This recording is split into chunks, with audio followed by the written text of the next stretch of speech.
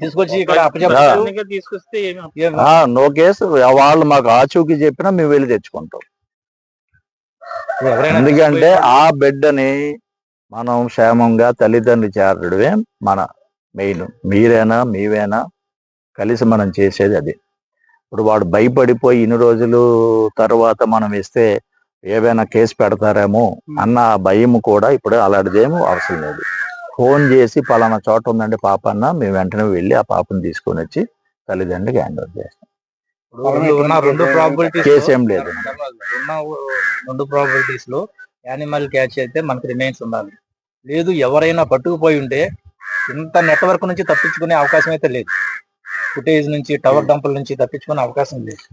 ఎప్పుడు అవకాశం ఉంటుందంటే అతను ఏ సెల్ ఫోన్ వాడి ఉండాలి. వచ్చిన స్ట్రేంజర్స్ ఎవరైనా కానీ ఈ కొండ ప్రాంతం తెలిసిండి ఈ జనసంచారం రాకుండా కొండల వైపు నుంచి కొండల్లో నుంచి వెళ్ళిపోయి ఉండాలి. ఈ కొండ లాస్ట్ ఎండింగ్ ఇంచుమించు 21 కిలోమీటర్స్ అడ్డ రోడ్డు వరకు ఉంటుంది.